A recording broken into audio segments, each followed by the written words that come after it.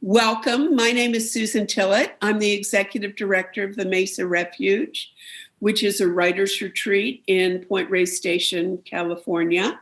We call this session From the Gathering Room, and actually we're in my gathering room at home today rather than the Mesa Refuge because we're doing construction over there and they were sawing today. So I decided that would be bad. But the Mesa Refuge is a beautiful house, wood and glass.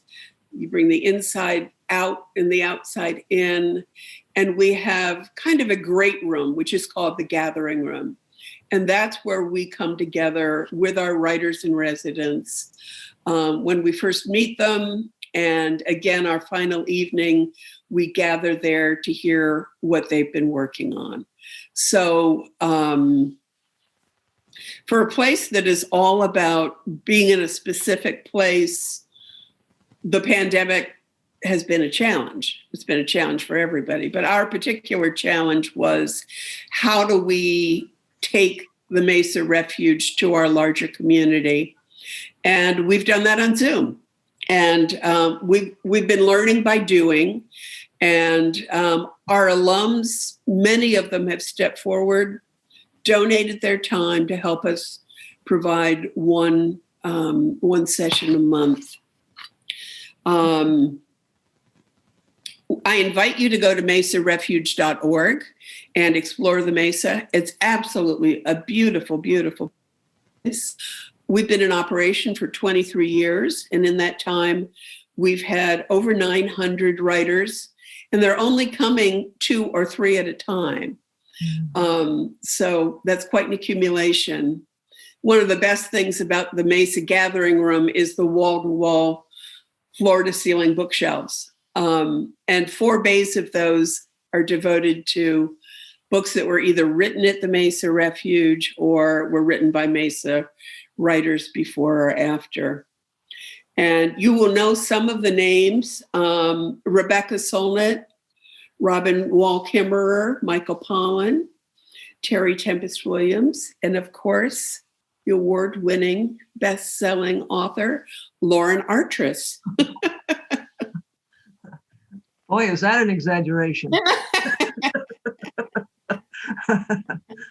I just want to say before we get started, we're really delighted to partner with Veriditas. And Dawn, if you could just kind of wave your hand so people, there you are, my fellow executive director, friend and colleague. And Kamala Tully is the program manager for the Mesa Refuge, and she is supporting us technologically. This is really a treat for me because Lauren has really been one of my major teachers over the last 25 years or so. So let me tell you just a little bit about how I met her or heard about her. In 1997, I was in Hawaii, and I had 45 minutes to wait for my friend who was getting some weird treatment in a geodesic dome. And I went to walk in the Peace Gardens on the Big Island. And they had a labyrinth. And I'd never heard of a labyrinth, but being a writer and a teacher of creative writing, I immediately thought, oh, look, it's a giant metaphor. You just step onto the path, and if you put one foot in front of the other, you will get there.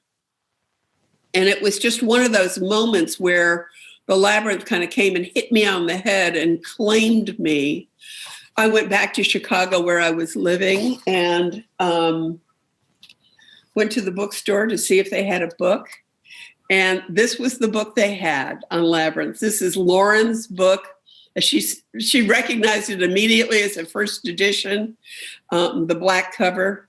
And so this is how I met Lauren Artress in 1997. And I got so excited about labyrinths that I went to Chartres Cathedral in May of 1999. Lauren was there leading a pilgrimage, and I had a chance to walk the cathedral Labyrinth at Chart, we were there for about a week. It was a remarkable experience. So Lauren I'll give you a little bit of her credibility here. She's Canon Emeritus of Grace Cathedral. I remember you introducing yourself as the loose canon once. Yes, I remember mentioning it several times. She's the author of several books on labyrinths, as well as being a spiritual guide and a family therapist. But none of this really captures the remarkable effect that she's had on spirituality and the labyrinth movement over the last 25 years. About how many do you know of worldwide? There's 6,000 listed on the Labyrinth Locator in 88 countries. I mean, that is a remarkable thing to have spearheaded over 25 years. It was a real thrill for us to invite Lauren to come to the Mesa Refuge in 2018 as the Alice Dorrance Spiritual Writing Fellow. She was working on a book, and we love it when they finish the book and come back and talk about it. This is what we live for. The Path of the Holy Fool, How the Labyrinth Ignites Our Visionary Powers. So we're going to talk first about labyrinths, and then we're going to talk about her new book, The Holy Fool. So, Lauren, tell us a little bit about labyrinths for those who haven't been to 85 Veriditas seminars. Some people here have been. Well, that's all right. We always like to hear it again. So tell us a little bit of background that we should know and get us started. Sure. Thanks, Susan. Thanks. And I have deep gratitude to Alice Dorrance for really sponsoring that week for me, because I was at that point kind of flagging and, oh my God, am I ever going to finish this book? You know, that place, a lot of us do. And then, I had that week, which is a real shot in the arm, and it carried me through. And COVID helped a little bit too, because I had more time, and I realized this is time to press go. So, in doing that, so I'm delighted to talk a little bit about the labyrinth and how it kind of led me to the Holy Fool. I've already mentioned about being a Holy Fool. You don't start a nonprofit knowing anything. Usually, normal people don't. But anyway, so let me do a little bit of an overview about labyrinths. I love the theme, Susan, the timeless path for writers to follow. And I do remember with great fondness sitting in the gathering room on that final evening of that writing week. And I love the theme because, you are following a path and you don't know where it's going. And you just kind of trust the path. And that has a lot of parallels with a labyrinth for sure. So one of the important things to know is that a labyrinth is not a maze. I love this photo of this maze. Mazes often have walls like this, walls, so to speak, of shrubbery, and indirect paths and dead ends and cul-de-sacs. They don't have a meandering pattern by any means. And then compared to a labyrinth. And that's really important to be able to sort out the difference. They're actually diametrically opposed, really. A maze being kind of a cognitive puzzle, and then a labyrinth being simply a path to follow. You do know where it goes, but not really. Not if you're in the imaginal realms, the Grail Castle, which we'll talk about later. And I'll show you some of my images about the Grail Castle. That labyrinth, by the way, was at Grace Cathedral. This is stage 3 at Grace Cathedral. And this is called the 11th Circuit Medieval Labyrinth. It has a nickname, too, the Chartres Labyrinth, because it's in Chartres Cathedral in Chartres, France, as you'll see.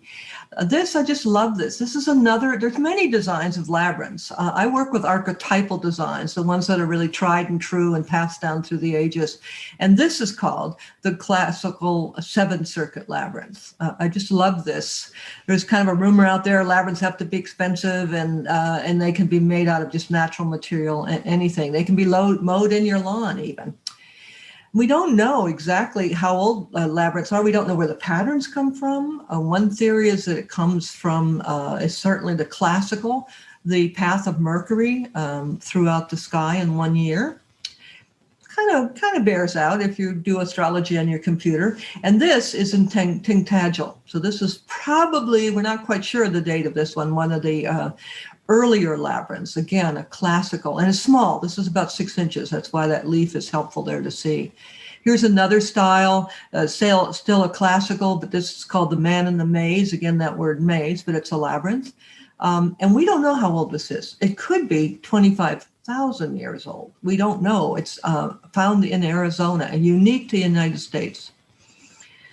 Here we are just in Roman and Greek labyrinths.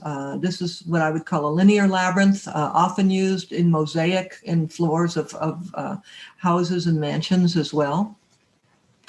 And here we are, gosh, in Zurich. And I want you to realize that there's many different uses of labyrinths. And this happens to be a garden. It's a community building labyrinth, really.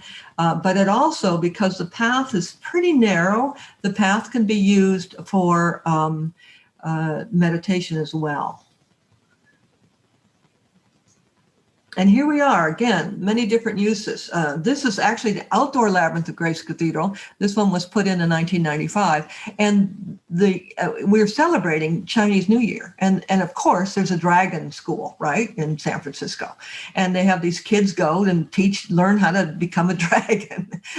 The coordination between two and the front and the back and all of that. So this is a real party there, celebrating. And so, again, labyrinths can be stages, for sure.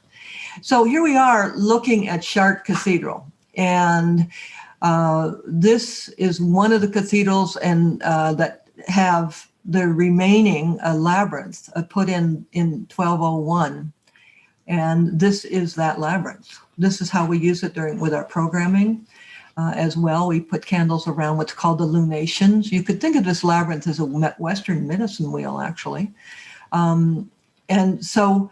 It's walked now. It was unfortunately, or maybe fortunately, protected by chairs for about 250 years, fell into disuse as we moved into, quote, the Enlightenment. The deep intuitive tools were forgotten and looked down upon. And so this labyrinth, yes, it's preserved, but it also wasn't used. Now they have it open on Fridays. 20 years of relationship, almost 30 years of relationship has been a helpful conversation. And now they're using it on Easter rituals and all sorts of things in Chartres Cathedral. But see these chairs over here? These are usually on the labyrinth. So that's why you can't see it. There's this impression that this labyrinth is just sort of etched in the floor, kind of an afterthought. Look at this stonework. Look at this. And these stones were laid in as much as we can date 1201. 1201. And here we are. Catherine, this is a photo I borrowed from you. So I like this photo because one of the things that Susan and I were talking about is we want to help us writers and anyone interested in any creative process to think about how the brain works with creativity. And I love that the stones here, just in the bottom of the photo, are all kind of mismatched and put in. And then you look at the path of the labyrinth, and that it has the continuity and the flow, and it's not mismatched in any way. And I think that's one of the things that the labyrinth does with the human brain. And I want to illustrate that a bit. Same here. The labyrinth orders chaos. It orders chaos. And I just love this photo. This is the lower path is the one going 90 degrees in, and meeting the outgoing path, which would be here. This would be, you're coming out of the center, and here you're going in. So look at the human brain for a moment. This is obviously a slide from the side, and here's the brain, and you can see in the center what's called the corpus callosum. The corpus callosum. And we know from brain understanding now, because we can read our brains with fMRIs and MRIs, lo and behold, we can see how it lights up. And that's literally the word that scientists use, that the brain lights up. And we do know that both hemispheres of the brain, when both hemispheres of the brain are firing, the corpus callosum lights up. And so here's a not a very friendly one, but anyway, this is another angle of the brain. Here's your corpus callosum in the center. And here you have the paths of the brain moving around. They do not cross each other. They do not, except in the center of the brain. And then take a moment to look at the labyrinth here. It's very much the feeling that, at least for me and for many people, that it really does many things for the brain. And we're just beginning to study this. We're just beginning to understand the impact of labyrinths. But here in this pattern, you have crossovers. But you could think of one hemisphere here, the other hemisphere there, and there are crossovers, and then in the center. And when both hemispheres are functioning together, that's when an image is produced. And as writers, as photographers, as creative people, we're always working with images. And so this is the center of the Chart labyrinth. There's many things to say about this, but that the center of the labyrinth represents and is, I don't think it represents, it's not even a metaphor. It's actually an experience that you can have. You can have it anywhere on the labyrinth, but that images are often produced or insights come. Sometimes people hear things called audition in the Christian tradition. And this is the way I image it. Just illumination in the center. And it can occur in so many different ways. Here's another way of understanding it. And we'll talk about the Grail Castle. And Susan, we're approaching it here because this is the way I kind of see that you are in the in-between world. And the builders of Chart understood that if you take your sensate bodily level and your gentle thought process, not an intellectual process, and weave it with the imaginative process, that is what creates in us, and this is in the path of the Holy Fool, it creates a sense of knowing that we can call faith.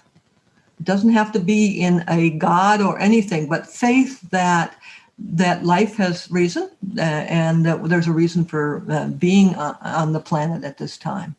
Here's another image. Whoops, slides around. To me, this is the appearance of the Grail Castle. Mm-hmm.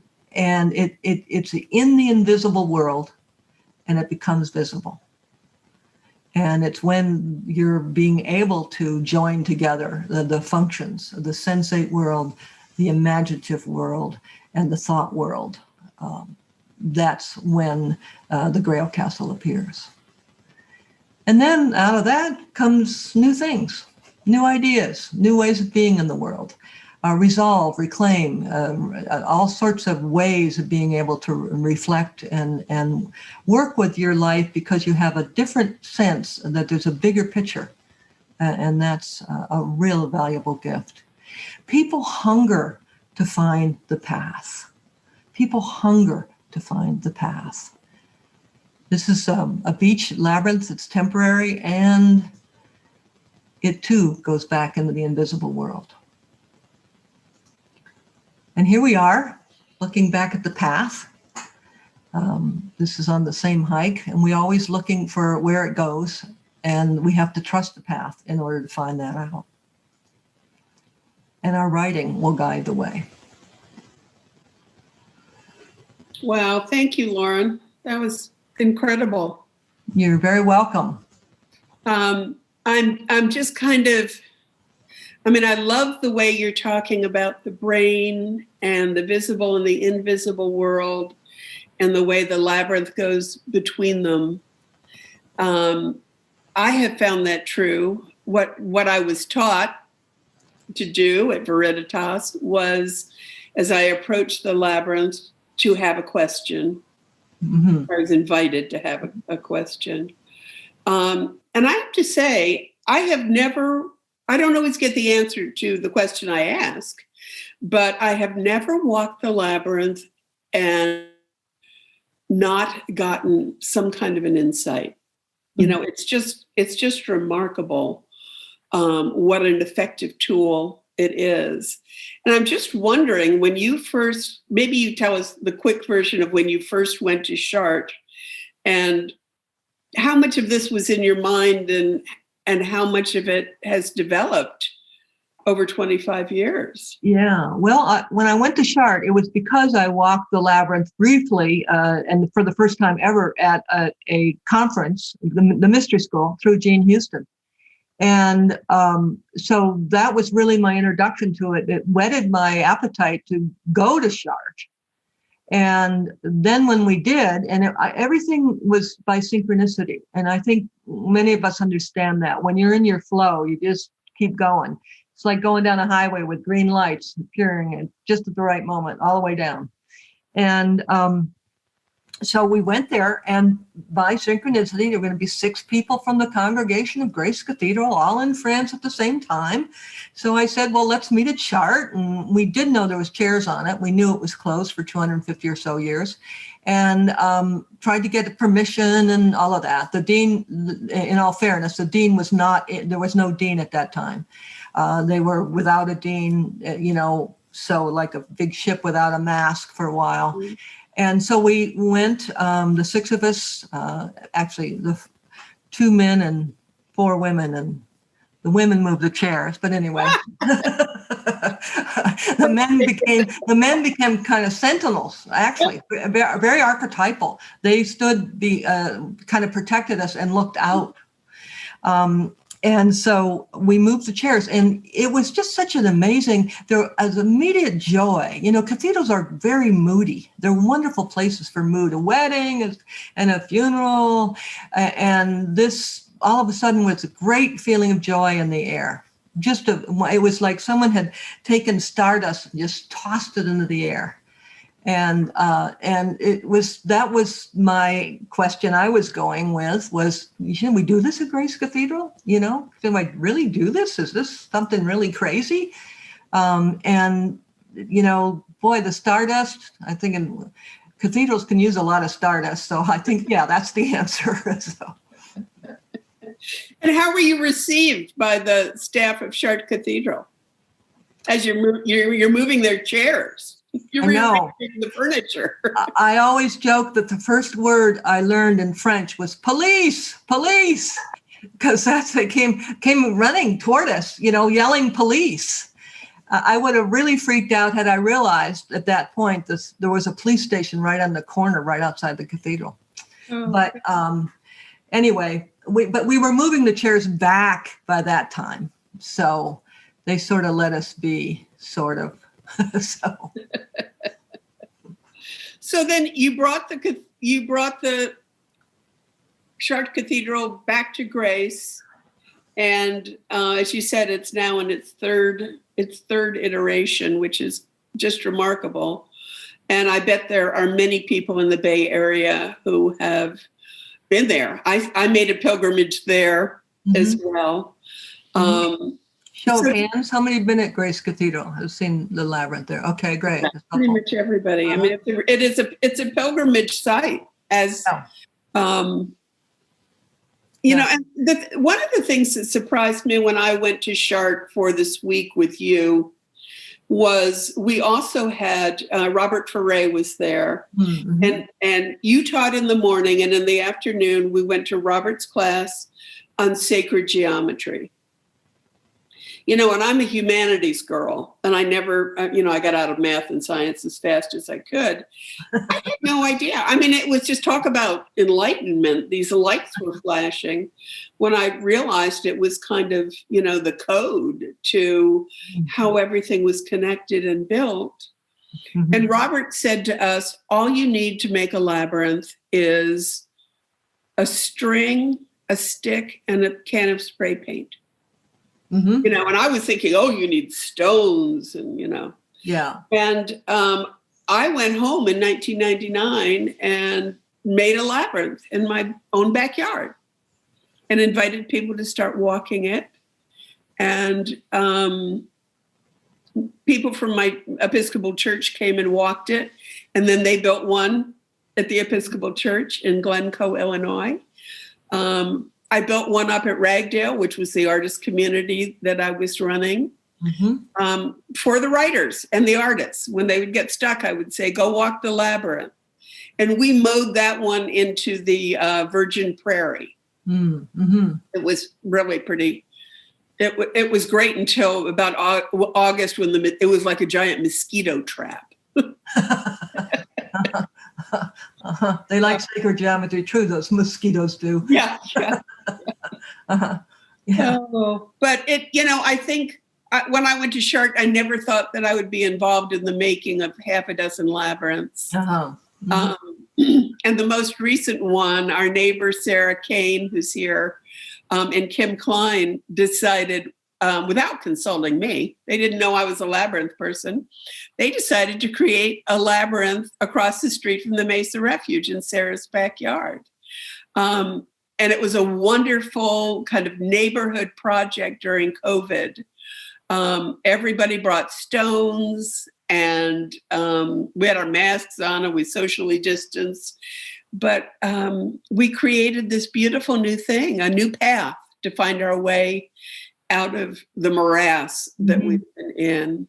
So, yeah, that it creates a sure path, and that's what we're needing right now. And that's also what we needed at Grace Cathedral in '91 with the AIDS epidemic. It was very parallel. People were scared, they were dying, and they were worried that they were sick, and it was just something that people couldn't talk about. And so the labyrinth really met that nonverbal need as well as community need. Beautiful. And I have loved to see how Veriditas has thrived in the pandemic. You guys are out there doing the Finger Labyrinth walk every Friday, and their workshops all the time. It's just, your programs have mushroomed. Yeah. What we discovered, Susan, is we can do training online. So, we train people in Nigeria and many people in Hong Kong and South Africa. And, it's just really opened the world to us. God, that's just wonderful. Well, would you lead us through a Finger Labyrinth meditation? Yes, I'm happy to. So my hope is that everyone has something. And if not, I'll put on the screen. I'm going to put on the music first. So this will be music supported. But this is the labyrinth I usually use. It's grooved. Susan, you have, show, if you have them, hold them up and show us. Yeah, great. And so we'll have about, I'm probably going to say about 10 minutes of music. And so you just, that's helpful sometimes to know. And so you might want to put your finger meditation tool in front of you and just allow yourself to kind of say hi to it in whatever way. Warm it up a little bit. I usually move my hands around it and move it in a clockwise way, kind of warming it that way. And just simply then start coming into my breath, just allowing yourself to kind of meet your breath, realize how it supports you. You don't have to change it. Perhaps it'll deepen as you go. And just take a moment. You might want to just kind of go in and let yourself just, what I would call go in open, let your mind just go wherever it wants to be. It's sort of like stepping into a river and just letting everything go in your mind. If you want to, you can ask a question, but if you're new to it, you might want to just go in open. So take a moment as I put on the music, and I'll also put up the photo.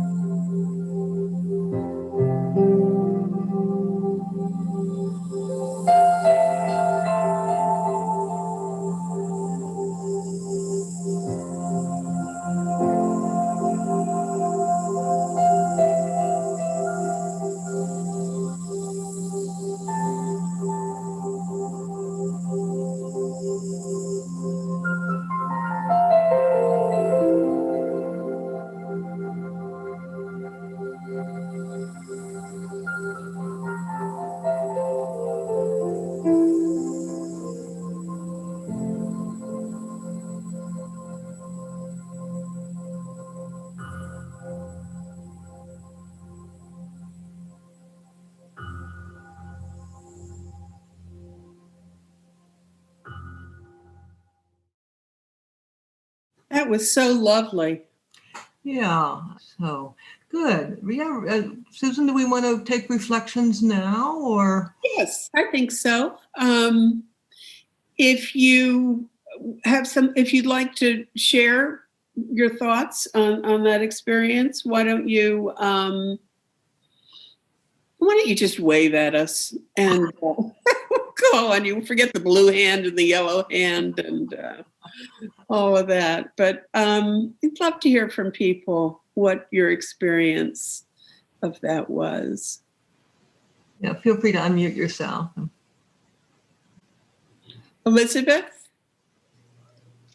Hi, thank you for that lovely walk. I usually walk on Fridays as well. Gosh, I took one of your workshops in Kentucky, anyway, in 2005. And I mostly walk with my left hand, my non-dominant hand, and my eyes closed. So anyway, on my way in, everything's fine. I like getting to the middle. On the way out, I decided to use my dominant hand, and it felt very strange because I've never used it. Mm-hmm. And eyes still closed, and I felt very uneasy. I kept switching between the first and the second finger. And then after a while, I'm like, this is taking me longer than I was wondering. And right as the music was ending, I ended up back in the center, and it was just like, yay. I found my way home, not knowing that home was actually in the center. I needed to be there. And so thank you. I'm glad I had relief. And thanks for reminding others too. Often I suggest that to use a non-dominant hand. What it does, I believe, it breaks up your thought processes. And then so you move to your dominant hand, and then somebody else is in charge again. And so it's an interesting thing to play with, like you did. Yeah. Who else? Alice Dorrance. Would you unmute yourself? And then David Bentley, too. Okay. Where's Alice? There she is. Alice. Hey, Alice. Hello. It's wonderful to be in this group. I haven't, the music was absolutely extraordinary. It just carried me into a wonderful, mystical, God-centered, heart-centered place. It happened so fast. Thank you for that. And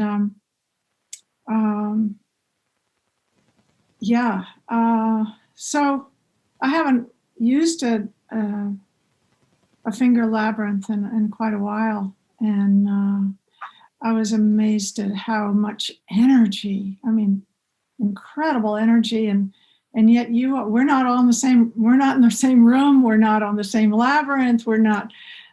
The only thing there's a lot that we probably have in common, but love labyrinths,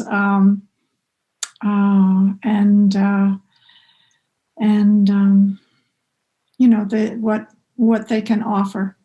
So thank you very much. It's a real blessing right now to be here with all of you and to have walked with others. I'll just say that Alice is my very dear, more than 35 years. And we've had a lot of labyrinth adventures together, including going to Ghost Ranch with Lauren. Mm-hmm. Was that last year? I have no sense of time. 2 or 3 years ago, I think. Yeah. A wonderful experience. Yeah, and the retreat was over over the full moon, at the same time of the full moon. So the night it was totally full. It was a beautiful, clear night, and so we all walked the labyrinth, and then we sort of gathered around in the middle. It was quite a good group, quite a number of walkers, and then we were invited to bay at the moon, or make whatever sounds came out of our mouths. It was really incredibly fun. It's interesting that you remember that part. That's great. That's true. We were all, howling at the moon. Yeah. For sure. Yeah. Well, thanks, Alice. I'm here because of you. So thank you. Oh, well, I am thrilled that you were able to work on the book, your newest book at the Mesa, and was able to make good progress. I'm eager to read it. Thank you. That's great. Thank you. David Bentley had his hand up, and then maybe we should take a break after that. Elizabeth's story reminded me of when I took my training in 1998, and we were at a monastery, and Lauren let us all borrow finger labyrinths and take them to our cells. And she suggested that in the dark of our cells at night, if we woke up in the middle of the night, to walk the finger labyrinth. And the next morning, a woman said, I kept doing the finger labyrinth and I could never get to the center. And Lauren said, remember, take everything that happens in the labyrinth as a metaphor on life. And the woman said, but I never got to the center. And Lauren said, take it as a metaphor. And the woman again said, but I kept doing it over and over and I never got to the center. And Lauren repeated one more time, take everything as a metaphor. And there was this big, huge silence. And then the woman said, oh. But I also at that training asked Lauren, how do you know if the voice you hear in the center of the labyrinth is the voice of God? And she said, that's a very good question, David, and I don't know the answer. But I do know that if the voice you hear is a negative voice, it's probably not the voice of God. And today when I got to the center of the labyrinth, it was not a negative voice that I heard. Thank you. Thank you, David. Lauren, I think, as you said, the labyrinth was kind of your thing. I mean, to the extent that we all find our thing, the labyrinth was yours. And what you've done with it is so multidimensional. And I am really so excited about this book. I sent Lauren a Christmas card and I told her I was just loving the new book. And on the 27th of December, she wrote back and said, oh, I'm so glad to hear that. Would you like to do a program? And so here we are. You actually worked on this when you were the Alice Dorrance Fellow at the Mesa Refuge. Mm-hmm. I will say that Kamala and I have the great pleasure of welcoming new residents on the first night. Mostly they can't believe how beautiful it is and that it's their home for the next 2 weeks. But they have that slightly disoriented, about to walk into the labyrinth look. And everybody wants to make the most of their 2 weeks. And it was 2 weeks, not one, that you were there. Right, yeah. Mm-hmm. Mm-hmm. Yeah. And we kind of send them off. We tell them to read some books and take some walks and get to work, but not to get to work too quickly or too hard, because the muse will find you when you kind of settle in. And then we come back at the end and we have a wonderful tradition of what we call the final feast. And we have a wonderful chef whose husband is our local farmer.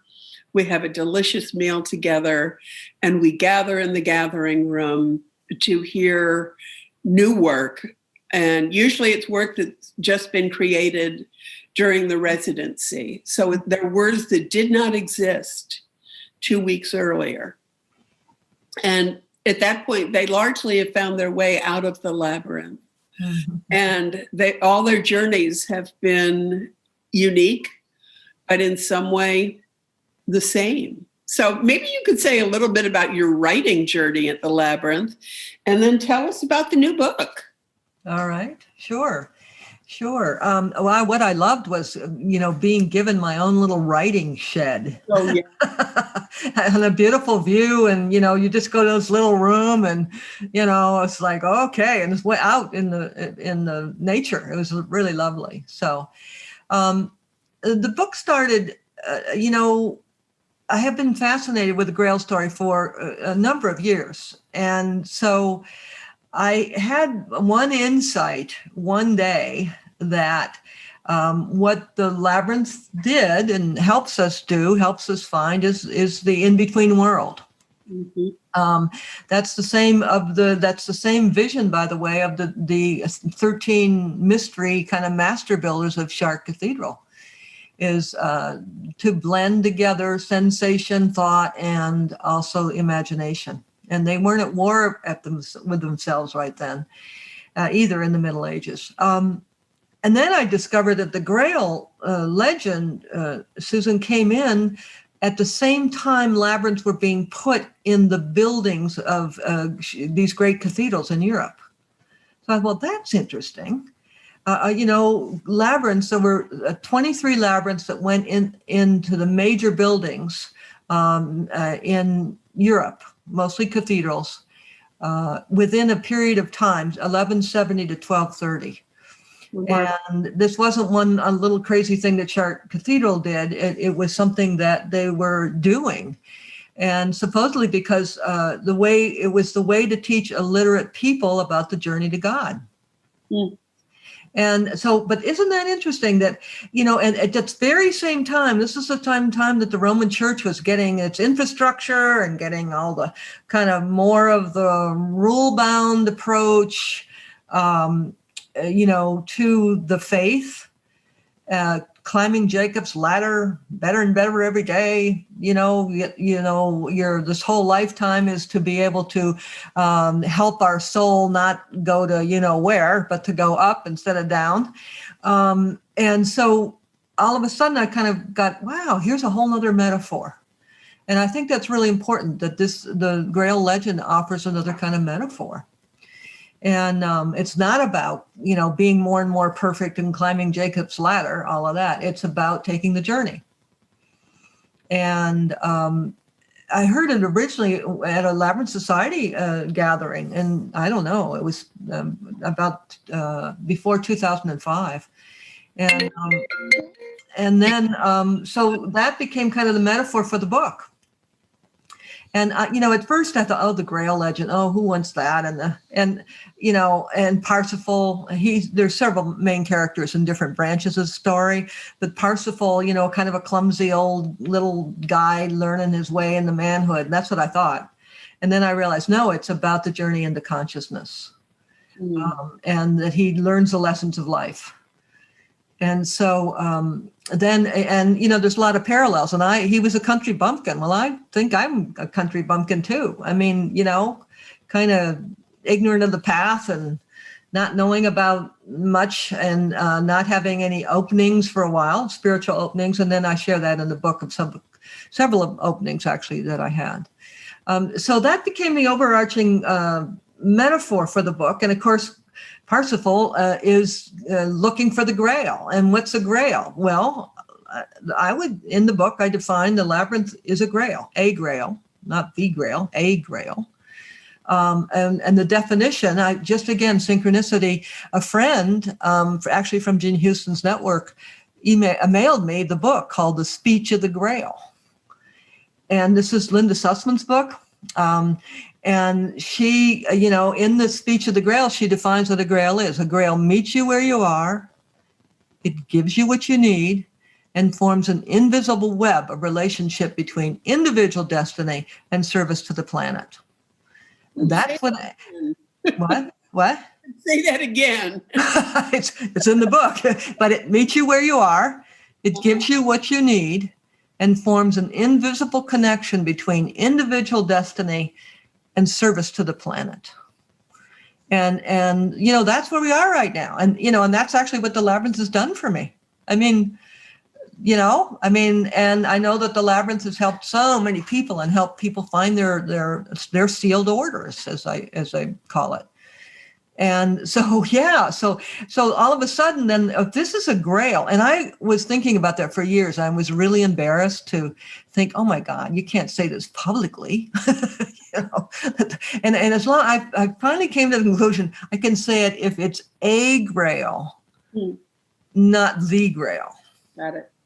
because there's millions of grails. I mean, anybody who finds something, could be yoga, could be deep sea diving. It could be photography. It's anything that opens up your consciousness and connects you to something that this world needs. That's a grail. And then the Grail is in the Grail Castle. So here we are, Susan, talking about the Grail Castle. Okay, take us to the Grail Castle. What happens there? Well, see, the Grail Castle comes out of the invisible world when you're in the right place, in your own being. And just like you said, so many writers here in the final evening, they're reading something that didn't exist 2 weeks before. It's something that comes. Where's our work come from? When we write, where's it coming from?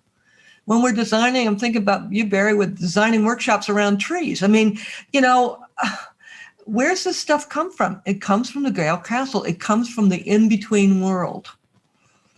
And of course, Parsifal, his story, he winds up at the Grail Castle early on in life. Has that ever happened to you? You got to a place where it's too early. It's too early and you don't know why you're there. And so he doesn't know what to do. And then he fails and the castle disappears. It takes him 5 years to find it again. And only because he followed his instinct, only because he just allowed himself to take risks and be a holy fool. And so in the Grail Castle, what guides you there is the longings of your heart. That's his task, is to ask a question that expresses what's in his heart. And here's this ailing, wounded leader, king. And we've certainly been through our chapters on that one. And then what do? You ask the wounded king, what ails thee? So here's the 3 questions. There's 3 questions that come out of the Grail story. And that's the first one. What ails thee? Not a bad question for us to ask. Yeah. And then a second question evolves, how can I help? But truly help. I mean, I think we're learning that often the way we think we're helping isn't really helping, and to really become conscious around helping. And maybe that means just being ourselves and being honest about what we know and what we don't know. And then the third question, I love the third question. Whom does the Grail serve? That's a pretty hefty question, Whom does the Grail serve? And then that question is so hefty that it got broken down into an easier question. Whom do I serve? But the real question is, then that's a great question. I mean, I think as writers and people with living a creative life, whom do I serve? But then, who does the Grail serve? And here's the answer. Want the answer? Yes, please. The answer is that the Grail serves the servers of the Grail. So circular. Well, I mean, it's the server. If you're in service of the Grail, you got the Grail's help to serve the Grail, which is found in the in-between worlds. And there's characteristics of it, bountifulness, especially bountifulness, abundance, bountifulness. So how did because you've been working on both of them, how does the Grail metaphor intersect with the labyrinth metaphor? Well, I think the labyrinth is a Grail. It's a form of a Grail. And my hope is everybody can find their Grail. And the labyrinth is very helpful in helping people find their Grail. The Grail serves the servers of the Grail. So I think they're one and the same, Susan. Although, the beauty of it is that the imagination is configured differently in each of us. And I could read a part on that, but I think I want to save the time for the, I can actually combine that right now. The in-between world. I want you to read in the tradition of the gathering room. That's right. That's a tradition. Pay the piper. Yeah. We'd love to hear something from the new book, and then we'll invite everybody to do a little bit of writing. Okay, so let me then just read one excerpt, because one of the feelings and senses, and I hope that, labyrinth walking, even in our handheld labyrinths today, kind of took you into that world where, thoughts and images are flowing through you. And then the beauty is that you can take what you want from it. For me, I think I've had that experience quite a bit in nature, actually. But what I'd like to read is the experience that I had at the mystery school with Jean Houston, the same time that I was there and got connected to the labyrinth, because I think it's a good illustration of being in between worlds. So I'll read that.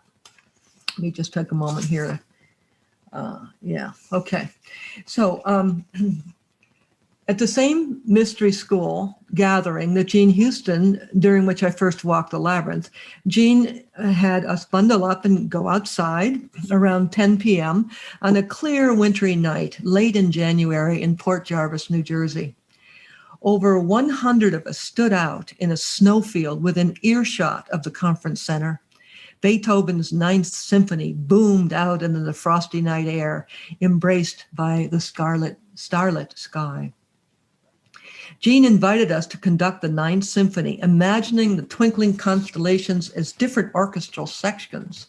In my imagination, the Little Dipper became the strings, the Pleiades, the woodwinds, and the Big Dipper, indeed all of Orion, captured the authenticity and the authoritarian,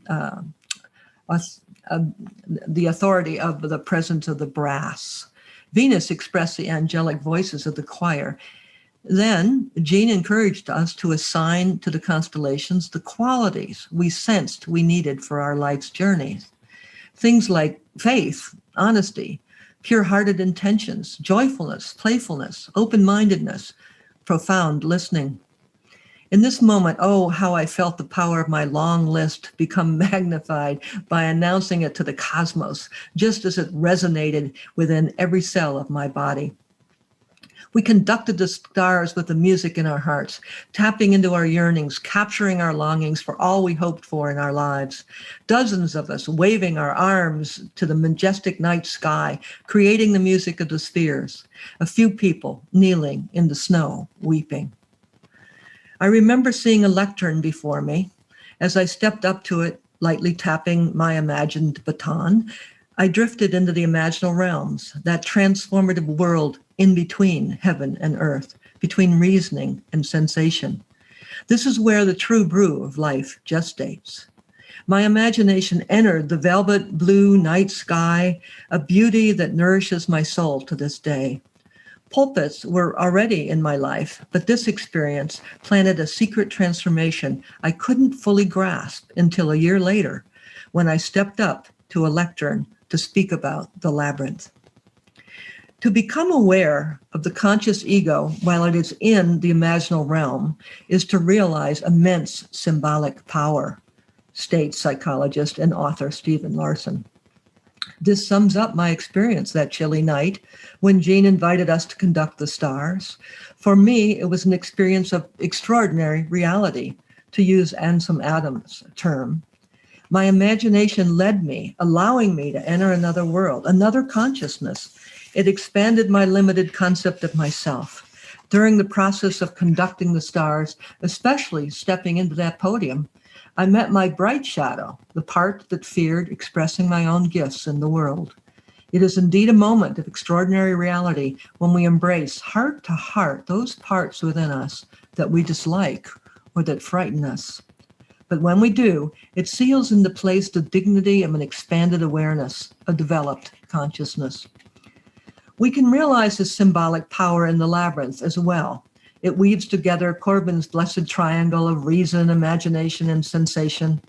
As we walk the path of the labyrinth, the sensory world connects to the world of thought, and imaginative perception serves as the bridge, feeding us potent images, symbols, and metaphors.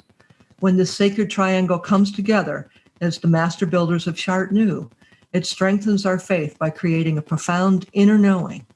In moments like these, we know that the Grail Castle truly exists and that the divine imagination sustains us. Beautiful. Thank you so much. That doesn't disappoint. This reading in the gathering room is just such a wonderful thing. And I just love thinking about you being at the Mesa Refuge and wrestling with these concepts and then coming out with this clear, concise language. It's wonderful. Thank you. It was a delight. What a privilege to be there. It was really wonderful. And it really did give me the shot in the arm I needed to keep going. And who knew that COVID was coming? And you know, what we were all headed for, that we were, you know, I've been working with my granddaughter on writing a book, and she wants to write she's 10. She wants to write a book on her life in COVID. And I think that's such a great idea, because I said, I could imagine when you're a grandmother, you could read this to your grandchildren. And everyone's going to want to know, everyone who didn't live through it is going to want to know about the year we all stayed home. Mm-hmm. And I think it really is going to, it's some kind of a line in the sand that we don't really understand yet. But I think that what I have found is that creativity, writing for me especially, meditation, music, all of these things really help get me out of the hamster wheel of my left brain and into that kind of integrated hemispheres. Mm-hmm. So we wanted to offer all of you an opportunity to do just a short writing exercise. I would say maybe 7 minutes or so. And we'll take the questions of the Grail Castle. You can take one or you can take all of them, but they're in the chat. And Lauren, I don't know, do you have another great piece of music that's sort of 5 to 7 minutes? Let me see. I'm sure I do. Let me take a moment to discover something here, but just a moment. You can't do this wrong. You don't have to share it if you don't want, but just kind of imagine yourself in a writing shed at the Mesa Refuge. These wonderful little 10 by 12 wooden houses with a great view. They all smell like cedar and they're just heavenly places. And just imagine the muse is there with you and ask these questions. And they are in the chat room. And also I put the music, the name of the music and the CD that music was on in the chat as well. You can get that later. So I have 2 pieces. I find for me, cello music works really, really well for writing. And so I'm taking this from my playlist, Music to Write By. Oh, and there's 2 pieces and I'll put them together and that's about 7 minutes then, okay? Okay, great. So your questions, should you wish to engage one or all, are: what ails thee? How can I help? Whom do I serve? And whom does the Grail serve? So you'll hear the music and then I'll call you back with the chimes. All right. And you'll also hear the music end for that. So right.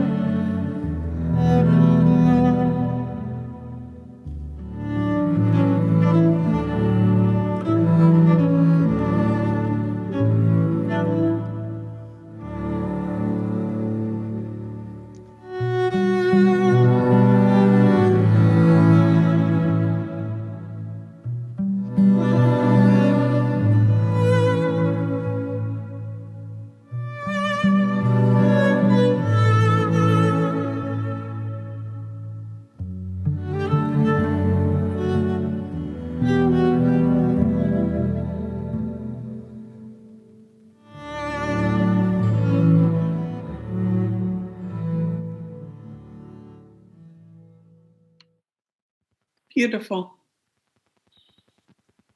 And finish up whatever sentence you're on, and then let's end up together. Would anybody like to share either their experience of writing or part of what they wrote? Well, I'll speak up if no one else is.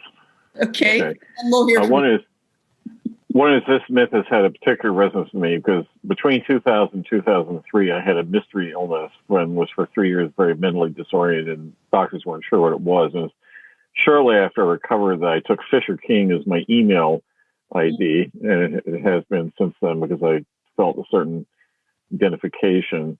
And I was very pleased when someone I didn't know, but we wanted to exchange messages in 2011, asked me for my email address on a favorite ride, and I told her what it was, and she immediately said, "What ails you?" And only one person in 17 years has ever done that with my email address.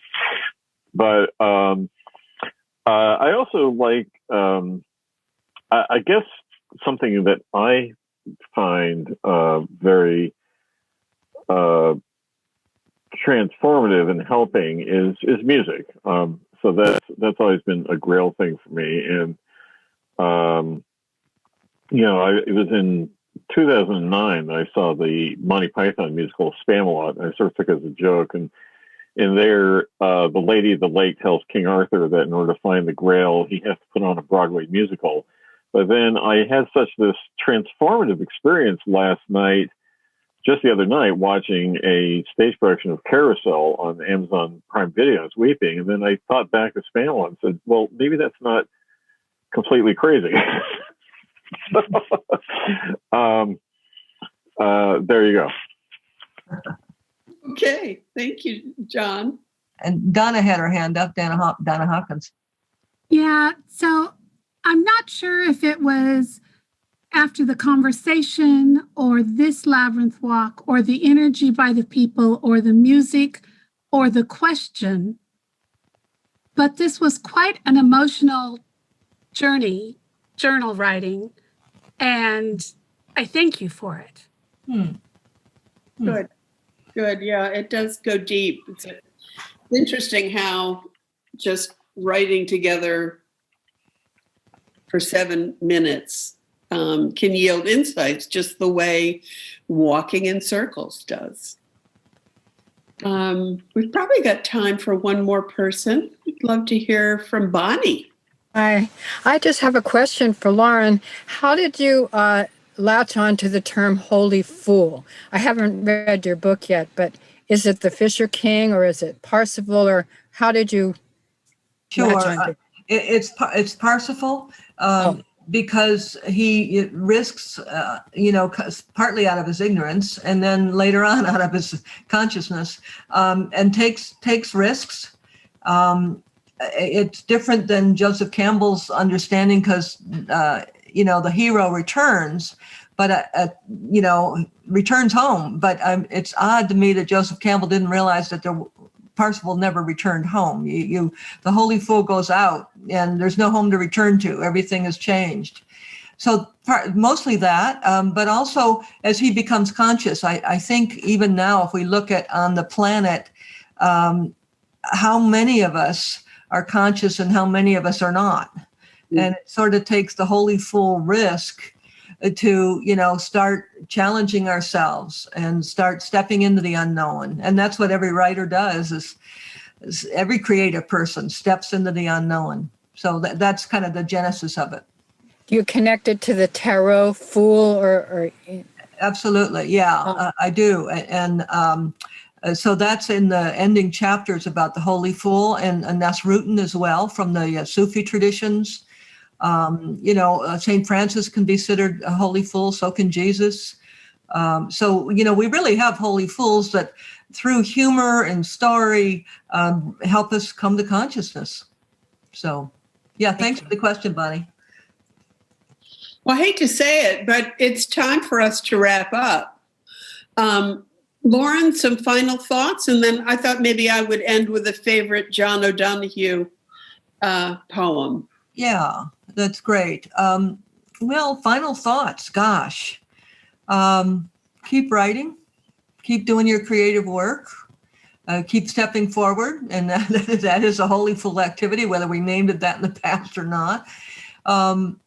And just keep doing it. And you were going to mention that you have that fabulous little bookstore in Point Reyes, Susan. Yes, we do. Point Reyes Books. And they have ordered copies of Lauren's book and have them for you. If you're local, you can stop in, or you can go to their website and they'll be happy to send it to you. Right. And also to underscore that, on Fridays, Veriditas.org, and I think that's in our chat line, offers free finger meditation tools, meditations, handheld labyrinths, either at noon or at 4, and it alternates because we have people from Europe joining us, and we have people from the Pacific Rim joining us. So we have it at different times. So you can go online there. You can also download a finger meditation tool printout if you want that. The Labyrinth Locator, folks, is on the Veriditas website. It's also, you can Google Labyrinth Locator and find a labyrinth near you. And if you're saying, oh, there's no labyrinth near me, check it out. You might be surprised. A lot of people are surprised. So thank you, Susan. Thanks for doing this, and delighted to be one of your alums to join your gathering room online. And when I saw you were doing that, it's great thing to do. It's wonderful. Well, Lauren can put the name of the writing music, which was really good. Yes, I'll do that. Thank you. Mm-hmm. And as you're kind of wrapping up and leaving, I would invite you to put one word in the chat. One word of reflection. And I'm going to read a poem a blessing that Lauren introduced me to. She uses it very often. It's by the wonderful mystic John O'Donohue, whom Lauren taught at Chartres with. Mm-hmm. Unfortunately, he died way too soon. And it's called To Come Home to Yourself. May all that is unforgiven in you be released. May your fears yield their deepest tranquilities. May all that is unlived in you blossom into a future graced with love. It's written in my copy of Walking the Sacred Path. Mm. Thank you all for being with us today. It's really been wonderful. I'm so happy to have welcomed so many Veriditas friends, neighbors, Mesa alums, all kinds of people. It's just remarkable what we can do when we get together from wherever we are. So thank you for being here. Feel free to unmute yourself. We will stick around for a few minutes if you want to visit. And thank you so much. Our pleasure. Yeah. Really thank you all. Thank you. Thank you.